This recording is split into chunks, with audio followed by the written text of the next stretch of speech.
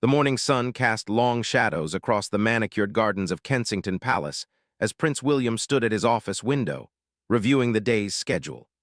Kate had left early for a charity engagement at a children's hospital in Manchester, her enthusiasm for the cause evident in the way she had carefully selected her outfit and rehearsed her talking points the night before.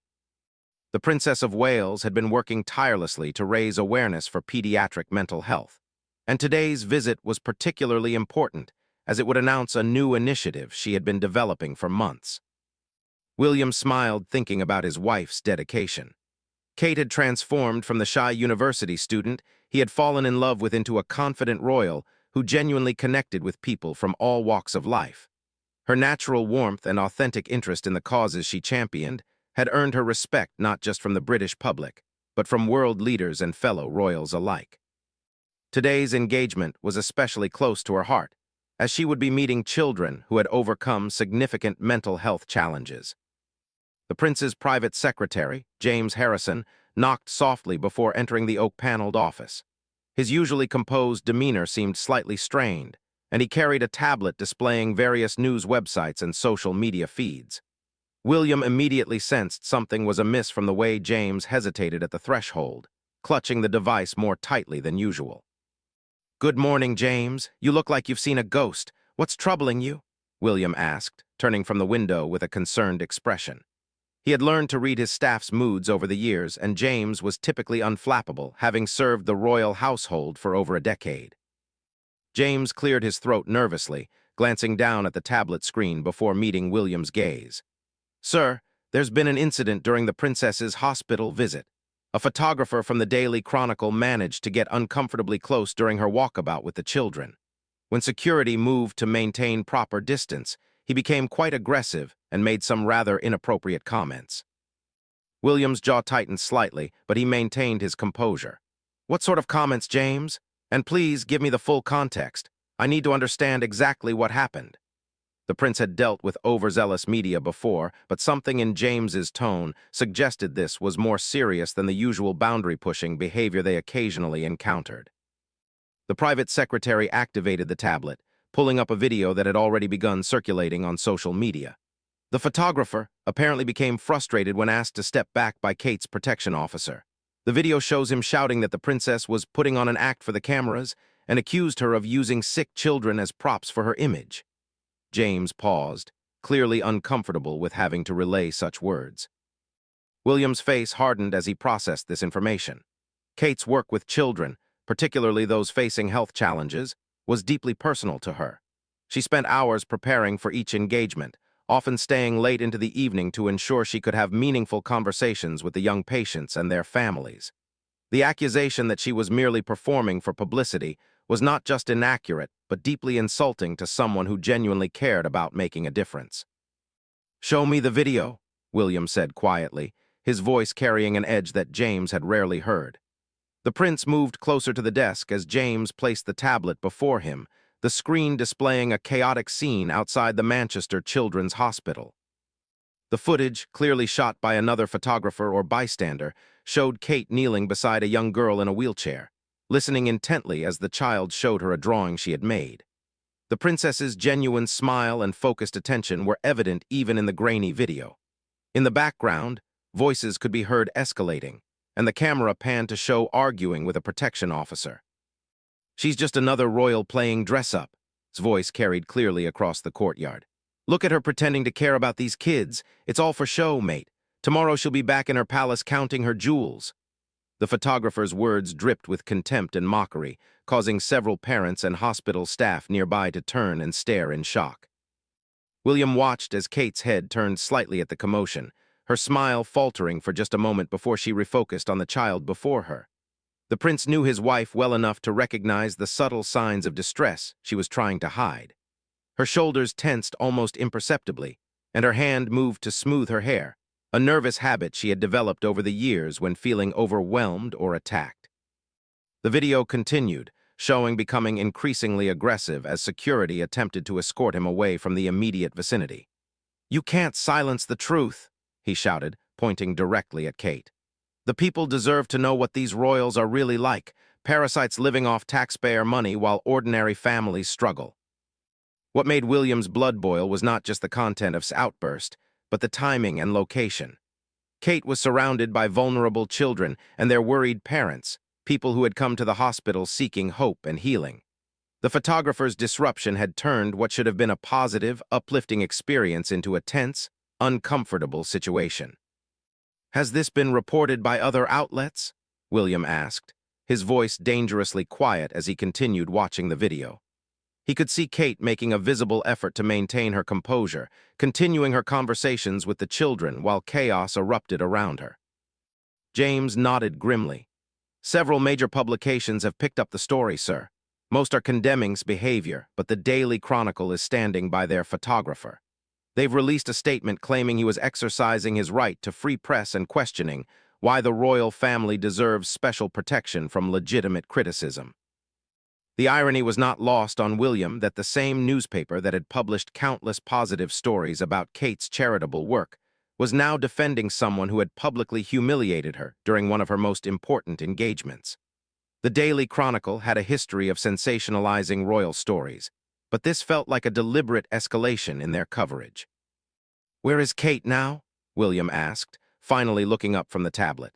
The video had ended, but the image of his wife's distressed expression was burned into his memory. He could imagine how she must be feeling, trying to complete her royal duties while processing the hurtful accusations that had been hurled at her in front of the very people she was trying to help.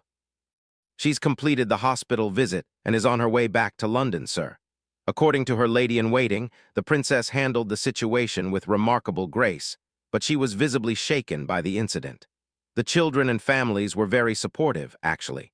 Several parents approached her afterward to apologize for the photographer's behavior."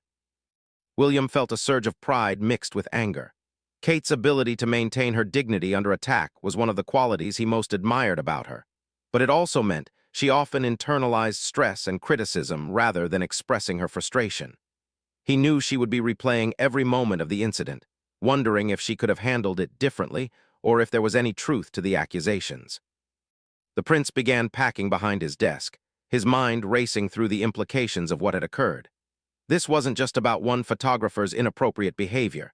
It was about the broader pattern of increasingly aggressive media coverage that seemed designed to provoke rather than inform. Kate had been subjected to intense scrutiny since their relationship became public, but this felt like a new low in terms of personal attacks. "James, I want you to contact our communications team immediately. We need a full report on this character. Who does he work for, what's his background, and has he been involved in similar incidents before?" William's tone was sharp and decisive. "I also want to speak with Kate's protection team to understand how this situation was allowed to escalate to this point." The private secretary made notes on his tablet, nodding as William continued his instructions. "Furthermore, I want a meeting scheduled with the editors of the Daily Chronicle. If they want to defend this behavior, they can do so to my face. And get me a list of all the charitable organizations Kate works with. I want them to know we have their full support and won't be intimidated by this kind of harassment." As James prepared to leave, William added one final instruction that surprised his normally unshakable assistant. "And James, clear my schedule for the next 2 hours. When Kate returns, I want to be here for her. This kind of attack on her character and our family's work cannot and will not be tolerated." The private secretary had worked for the royal family long enough to recognize when a line had been crossed. Prince William's anger was typically controlled and channeled into productive action, but the protective fury in his voice suggested that, and the Daily Chronicle had awakened something far more dangerous than they could have anticipated. The palace might operate on protocol and tradition, but at its heart, it was still a family, and William would not allow anyone to attack his wife without consequences. Kate's car pulled through the gates of Kensington Palace just after 2 in the afternoon, the familiar sight of home providing little comfort after the morning's events. She sat in the back seat, still wearing the navy blue dress she had chosen specifically, because the children at the hospital had requested she wear their favorite color. Now the outfit felt tainted by the memories of harsh words echoing through the courtyard. Her lady-in-waiting, Sarah, glanced at her with concern as they approached the main entrance. Kate had maintained her professional composure throughout the remainder of the hospital visit, but Sarah had noticed the subtle changes in her demeanor. The princess's usual animated conversations with staff had become more subdued, and she had checked her phone repeatedly during the car journey, probably seeing the news coverage spreading across social media. "Ma'am, would you like me to prepare some tea in your private sitting room?" Sarah asked gently as their vehicle came to a stop. She had worked with Kate for 5 years and had learned to recognize when the princess needed time to process difficult situations. The events at the hospital were unlike anything they had encountered before in terms of public confrontation. Kate nodded silently, gathering her small handbag and the folder of thank you letters the children had given her. These drawings and messages usually brought her immense joy, but today they served as a painful reminder of how House outburst had disrupted what should have been a purely positive experience for the young patients and their families. She could still picture little Emma's confused face when the shouting had started, and how the child had asked if the angry man was upset with her. William was waiting in the entrance hall, having abandoned his afternoon meetings the moment James informed him of Kate's return. His expression softened with concern as he saw his wife's tired eyes, though she was doing her best to maintain the serene exterior that had become second nature during her years as a working royal. He could read the strain in the set of her shoulders and the way she clutched the children's letters a bit too tightly. "How are you holding up?" he asked softly, taking her hands as Sarah discreetly retreated to prepare the requested tea. Kate's fingers were cold despite the warm spring day, a sure sign that the stress had affected her more than she was letting on. "I'm fine, really," Kate replied automatically, the response she had been giving to concerned staff members all afternoon. But as she looked into William's understanding eyes, her careful composure began to crack slightly. "The children were wonderful. They were so excited about the new art therapy program we're launching. Little Emma had painted a picture of a rainbow and wanted to know if I would hang it in the palace." William could hear the emotion creeping into her voice as she spoke about the children, knowing that this was what hurt her most about the incident. Kate's genuine love for the young people she worked with was evident to anyone who spent time with her during these engagements. The suggestion that her care was manufactured for publicity was particularly cruel because it attacked the very heart of who she was as a person. "James showed me the video," William said carefully, leading her toward their private quarters. "I want you to know that this character crossed a line that I will not tolerate. His behavior was completely unacceptable, and there will be consequences for what he did today." Kate paused in the hallway, turning to study her husband's face. She had learned to recognize the different levels of William's anger over their years together, and something in his tone suggested this had affected him deeply as well. The protective instinct that had first drawn her to him during their university days was clearly in full force, but she worried about what he might be planning. "William, I appreciate that you want to defend me, but we both know how these situations work. If we make too big a deal of it, it will only generate more negative coverage. The best thing is probably to ignore it and focus on the positive aspects of today's visit." Kate's diplomatic instincts had been honed through years of dealing with media scrutiny, and her usual approach was to rise above criticism rather than engage with it directly. They entered Kate's private sitting room, a cozy space decorated with family photographs and artwork from various royal engagements. The familiar surroundings usually helped her decompress after challenging days, but today even her sanctuary felt invaded by the memory of accusations. She sank into her favorite armchair, finally allowing some of the exhaustion to show on her face. William remained standing, his hands clasped behind his back in a posture Kate recognized as his preparation for a serious conversation. "This isn't just about media criticism, Kate. This man deliberately disrupted a charitable event involving sick children to launch a personal attack on your character. He turned what should have been a hopeful experience for those families into a spectacle for his own agenda." Sarah appeared with a tea service, setting it down on the low table between them before quietly withdrawing. The familiar ritual of afternoon tea usually provided comfort, but today Kate's hands trembled slightly as she lifted the delicate china cup.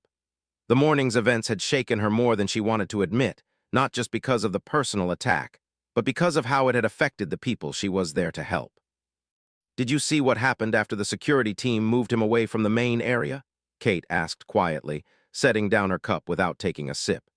"He continued shouting from across the street, using a megaphone he had in his van. The children could still hear him calling us frauds and parasites. One of the mothers had to take her daughter back inside because she started crying." This detail, which had not been captured in the widely circulated video, struck William like a physical blow. The image of a sick child being reduced to tears by a grown man's political rantings filled him with a cold fury that went beyond personal offense. This was about protecting vulnerable people from unnecessary cruelty disguised as journalism. "That information changes everything," William said, his voice taking on the steel edge that emerged when he shifted into his role as future king. "Didn't just attack you. He traumatized children who were already facing significant challenges. That moves this from a media relations issue to a matter of public decency and child welfare." Kate could see the wheels turning in her husband's mind, and while she appreciated his protective instincts, she was also wary of escalating the situation. "What are you thinking, William? I can practically see you formulating a plan, and I'm not sure I'm going to like it."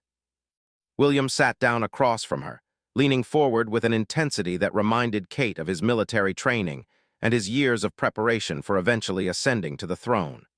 When he was in this mode, he combined emotional investment with strategic thinking in ways that could be both impressive and slightly intimidating. "I'm thinking that and the Daily Chronicle have made a serious miscalculation," William said slowly.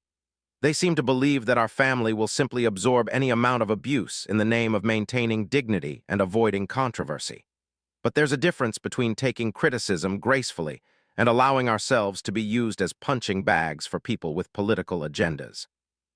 Kate studied her husband's face, recognizing the determined expression that appeared when he had decided on a course of action. "What exactly does that mean in practical terms? Are you planning to issue a statement through the communications office?"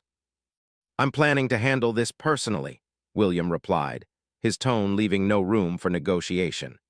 "And his editors need to understand that there are consequences for this kind of behavior. Not legal consequences necessarily, but social and professional ones that might make them think twice before launching similar attacks in the future." The princess felt a mix of gratitude and apprehension at her husband's words. She had spent years learning to navigate the complex relationship between the royal family and the media, understanding that their position required them to maintain dignity even in the face of unfair treatment. William's protective anger was touching, but she worried about the potential ramifications of a more aggressive response. "I understand why you're angry, and I love you for wanting to defend me," Kate said carefully. "But we have to be strategic about this. If you respond too forcefully, it could backfire and make us look like we can't handle criticism. The last thing we want is to give and papers like the Daily Chronicle more ammunition for future attacks." William reached across to take her hands again, his grip warm and reassuring despite the intensity of his mood. "Kate, I've watched you handle unfair criticism with grace for over a decade. I've seen you smile politely while photographers shout invasive questions about our marriage, our children, and your family. You've never once complained publicly about the ridiculous standards and constant scrutiny you face." He paused, ensuring he had her full attention before continuing. "But today was different. Today, someone used your dedication to helping children as a weapon against you. He deliberately caused distress to vulnerable families to make a point about royal privilege. That crosses a line that I simply cannot ignore, regardless of the potential media consequences." Kate could see that William had moved beyond anger into something more dangerous, a calculated determination to take action. She knew from their years together that when her husband reached this point, he would follow through on his intentions regardless of advice to the contrary. The question now was not whether he would respond, but how he would choose to do so. "What are you planning exactly?" she asked, though part of her wasn't sure she wanted to hear the answer. William's protective instincts, while admirable, sometimes led him to responses that were more dramatic than the situation required.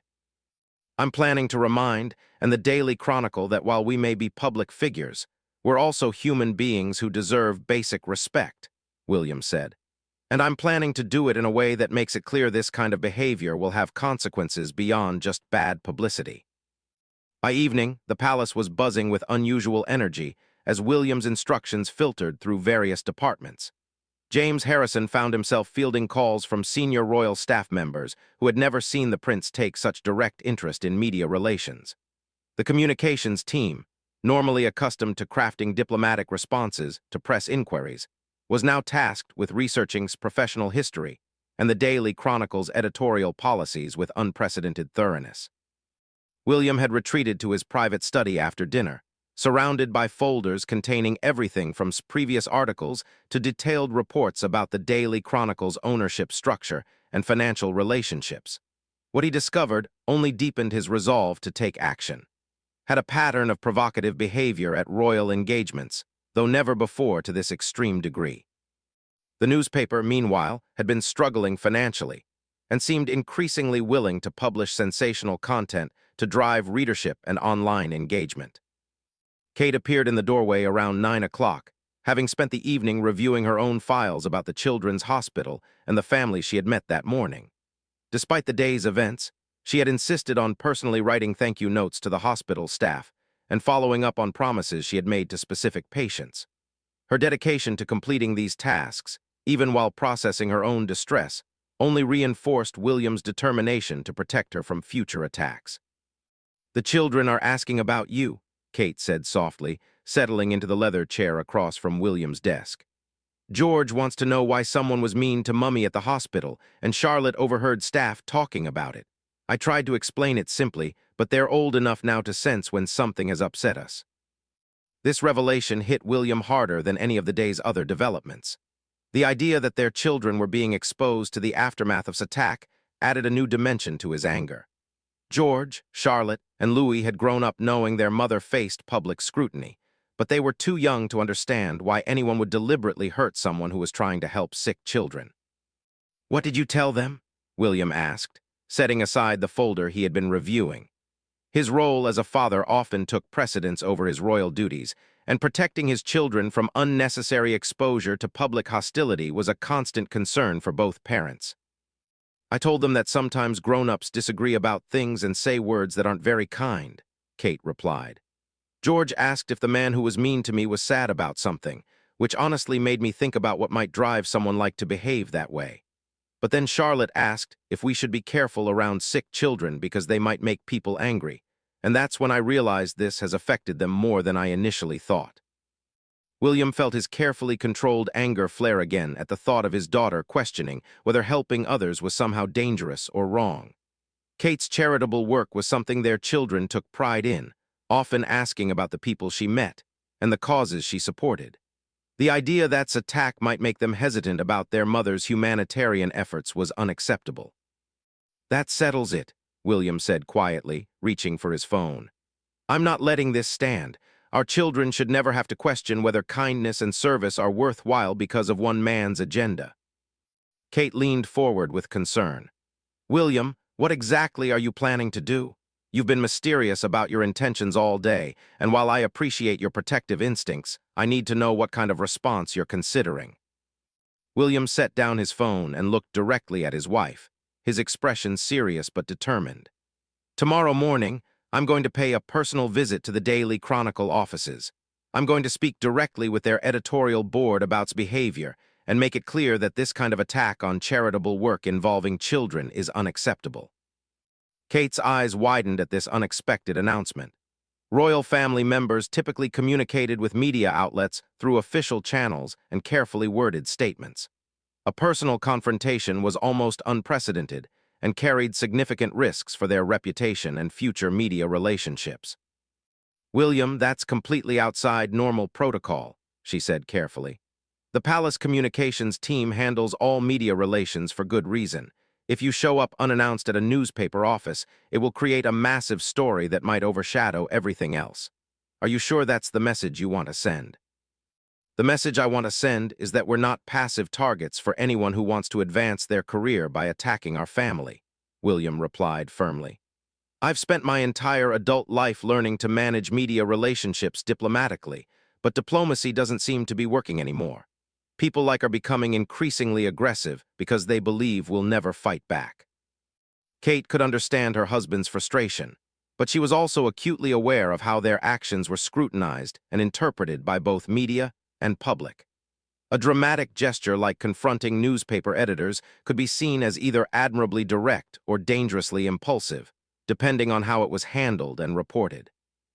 "What do you hope to accomplish by going there in person?" she asked. "Even if you convince their editors to discipline or change their coverage policies, won't this just encourage other outlets to test our boundaries in similar ways?" William stood up and began packing behind his desk, a habit Kate recognized from their university days when he was working through complex problems. I want to look them in the eye when I explain how behavior affected those children and their families. I want them to understand that their photographer didn't just attack my wife. He traumatized vulnerable people who were seeking hope and healing. He paused by the window overlooking the palace gardens, the same view that had greeted him that morning when the day had seemed full of promise and routine royal duties. I also want to make it clear that while we respect press freedom, we will not tolerate deliberate cruelty disguised as journalism. There has to be a line somewhere, and crossed it today. Kate joined him at the window, placing a gentle hand on his arm. She could feel the tension in his muscles and recognized the combination of protective fury and princely responsibility that was driving his decision. I understand why you feel you need to take action, but I'm worried about the precedent this might set. If you start personally confronting every journalist who writes unfavorably about us, where does it end? This isn't about unfavorable coverage, William said, turning to face her. We both know the difference between legitimate criticism and what happened today. Deliberately disrupted a charitable event to launch personal attacks. He used a megaphone to continue harassing us even after being removed from the premises.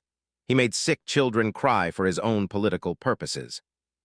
The prince's voice grew quieter but more intense as he continued. If I don't respond to this, what happens the next time you visit a school or a hospital? What happens when other photographers see that faced no consequences for his behavior? Do we just accept that your charitable work will become a target for anyone who wants to make a statement about royal privilege? Kate could see the logic in William's argument, even as she worried about the potential consequences of such an unprecedented response. She had spent years building relationships with charitable organizations and had seen firsthand how positive royal attention could benefit important causes. The idea that these efforts might become regularly disrupted by attention-seeking protesters was genuinely troubling. If you're determined to do this, at least let me come with you, she said finally. If this is about defending my work and my character, then I should be part of the response. We're partners in everything else. We should be partners in this too. William shook his head immediately.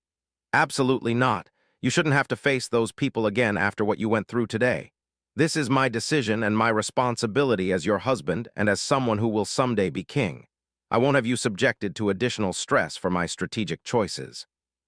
Kate smiled slightly at his protective instincts, but her expression remained serious. William, if you show up at their offices alone, it will look like an angry husband seeking revenge. If we go together, it becomes a united front addressing a serious issue. The optics matter, and you know it. The prince considered this perspective, recognizing the wisdom in Kate's media instincts. She had developed a sophisticated understanding of public relations during her years as a working royal, often seeing angles and implications that escaped his more direct approach to problem-solving. You're probably right about the optics, he admitted reluctantly. But I hate the idea of putting you through another confrontation so soon after today's incident. Are you sure you're up for potentially facing again, or dealing with hostile editors who might try to justify his behavior? Kate straightened her shoulders with the determination that had carried her through countless challenging situations since joining the royal family. I'm up for whatever it takes to protect our children's understanding of service and charity. If confronting these people directly is what you think is necessary, then we'll do it together. William felt a surge of admiration for his wife's courage, even as he worried about subjecting her to additional stress. Kate's willingness to face difficult situations head-on was one of the qualities that had first attracted him to her, and it remained one of her greatest strengths as a working royal. Then we'll go together tomorrow morning, he decided. But we're going to do this properly, with security and with clear objectives for what we want to accomplish. This isn't about revenge. It's about establishing boundaries and protecting the integrity of charitable work involving children. As they finalized their plans for the unprecedented visit to the Daily Chronicle, neither William nor Kate could have anticipated how their decision would through the media landscape and reshape the relationship between the royal family and the press for years to come. The morning air was crisp as William and Kate's convoy pulled up outside the Daily Chronicle's headquarters in London's Canary Wharf district.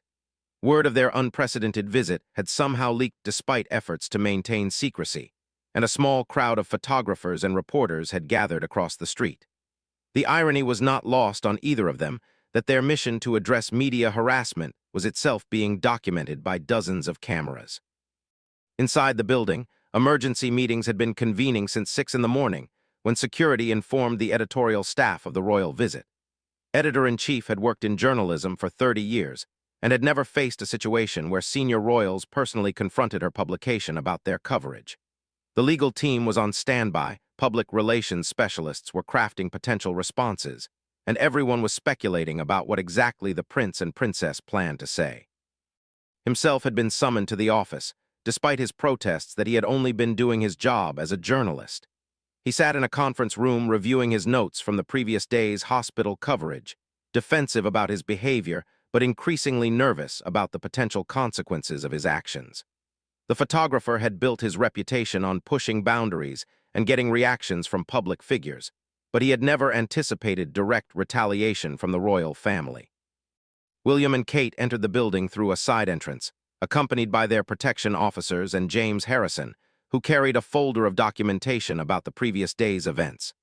Both were dressed formally, William in a dark navy suit and Kate in a professional gray dress that projected authority and seriousness.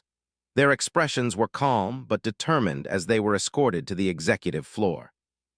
Greeted them in the main conference room, flanked by her deputy editor, legal counsel, and head of photography.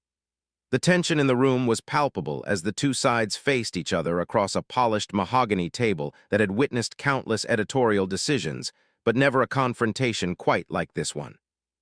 "Your Royal Highnesses, thank you for coming to speak with us directly," began carefully, clearly uncertain about the appropriate protocol for such an unprecedented meeting. "I understand there are concerns about yesterday's coverage of the princess's hospital visit." William wasted no time on pleasantries. "Ms., your photographer disrupted a charitable event involving sick children to launch personal attacks on my wife. His behavior went far beyond legitimate journalism and entered the realm of deliberate harassment designed to cause maximum emotional distress." The directness of William's approach caught the editorial team off guard. They had expected diplomatic language and carefully worded complaints, not the blunt confrontation of a husband and future king who had clearly reached the end of his patience with their publication's conduct. "We stand by our photographer's right to ask challenging questions and document public events," replied, though her voice lacked conviction. "The royal family are public figures who must expect a certain level of scrutiny from the free press." Kate leaned forward slightly, her voice steady, but carrying an edge that few people had ever heard from the typically diplomatic princess. "Mr. did not ask challenging questions.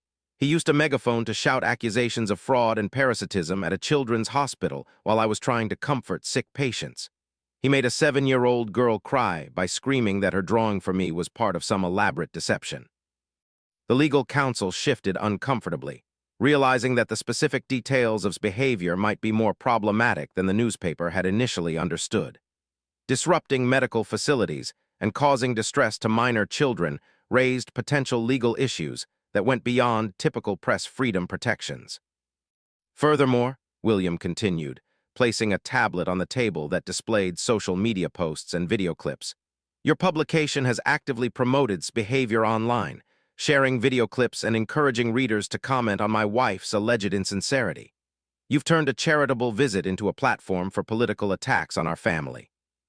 James Harrison opened his folder and distributed copies of printed materials showing the Daily Chronicle's social media engagement with the hospital incident. The evidence clearly demonstrated that the newspaper had deliberately amplified the controversy rather than simply reporting on it factually. Glanced at the materials with growing concern, realizing that her publication's response to the incident might have crossed ethical lines that would be difficult to defend publicly. "We were simply documenting a newsworthy event and allowing our readers to form their own opinions about royal activities." "You were exploiting sick children for political content," Kate said firmly, her diplomatic training allowing her to deliver harsh truths in measured tones. "Your photographer deliberately chose to disrupt their experience with me because he knew it would create dramatic footage for your publication. That's not journalism, it's manipulation." The deputy editor, who had remained silent until this point, finally spoke up. "With respect, your Royal Highnesses, Public figures, including royals, have always faced criticism and challenging coverage. If we set a precedent that negative reporting will result in personal confrontations, it could have serious implications for press freedom. William's response was immediate and cutting. If you believe that harassing sick children constitutes legitimate criticism of public figures, then you have a fundamentally distorted understanding of both journalism and basic human decency. The prince stood up, using his height and bearing to project authority in a way that reminded everyone present of his future role as monarch. I want to be absolutely clear about something. My wife and I accept criticism of our work, our policies, and our public performances. We understand that scrutiny comes with our positions and responsibilities. He paused, ensuring he had everyone's complete attention before continuing. However, we will not accept deliberate harassment designed to disrupt charitable work or cause distress to vulnerable people we're trying to help. If your publication believes those are legitimate journalistic tactics, then you need to reconsider your ethical standards. Kate added her own pointed observation. Mister's behavior yesterday wasn't about holding us accountable or informing the public about important issues. It was about creating a spectacle that would generate online engagement and sell newspapers, regardless of the human cost to sick children and their families. The head of photography, who had been reviewing video footage on his laptop throughout the meeting, finally looked up with obvious discomfort. I've been watching all the available footage from yesterday, and I have to admit that conduct was more aggressive than our initial reports suggested. The disruption to the hospital environment was significant. This admission from one of his own supervisors created a moment of uncomfortable silence in the room. Clearly realized that defending her photographer's actions was becoming increasingly difficult as the full scope of his behavior became apparent. "What exactly are you asking of us?" asked carefully, evidently hoping to find a way to resolve the situation without admitting wrongdoing or setting precedents that might limit future coverage. William exchanged a glance with Kate before responding. "We're asking you to acknowledge that behavior crossed ethical boundaries and to implement policies that prevent similar incidents in the future. Specifically, we want assurances that your photographers will maintain appropriate distance during charitable events involving children and will not use amplification devices to disrupt medical or educational environments." Kate added her own requirement. "We also want a public correction of the false claims that my engagement with the children was insincere or performative. The families present yesterday can attest to the genuine nature of my interactions, and perpetuating lies about charitable work damages the causes we're trying to support." The legal counsel whispered urgently too, clearly advising her about the potential consequences of both agreeing to and rejecting the royal couple's demands. The situation had evolved beyond a simple editorial dispute into a complex negotiation with significant implications for the newspaper's future relationship with the palace. "We'll need time to review our policies and consider your concerns," said finally, a diplomatic non-answer that satisfied no one in the room. "Obviously, we want to maintain professional standards while preserving our editorial independence." William's expression hardened at this evasive response. "Ms., let me be clear about something. This is not a negotiation or a request for future consideration. This is notice that the kind of behavior we witnessed yesterday is unacceptable and will have consequences if it continues." The prince leaned forward, his voice taking on the tone of authority that would someday command a nation. "My wife's charitable work benefits thousands of people, including many children facing serious health challenges. If your publication chooses to continue disrupting that work for editorial content, you will find that there are professional and social costs to such decisions." Kate concluded the meeting with her own firm statement. "We came here today to address this situation directly because we believe in communication and problem solving. But make no mistake, we will protect our family, our work, and the people we serve from harassment disguised as journalism." As the royal couple prepared to leave, the magnitude of what had just occurred began to sink in for everyone present. The traditional dynamic between the press and the palace had shifted dramatically, with William and Kate demonstrating that they were prepared to confront attacks directly rather than simply absorbing them diplomatically. The aftermath of their visit would reverberate through newsrooms across the country, forcing editors and publishers to reconsider how far they were willing to push boundaries when covering royal activities. For William and Kate, it marked the beginning of a new chapter in their public roles, one where protecting their family and their charitable work would take precedence over traditional expectations of royal passivity in the face of media criticism. The message was clear. The palace might traditionally operate on protocol and restraint, but when it came to protecting children and charitable work, the Prince and Princess of Wales were prepared to fight back with unprecedented directness and determination.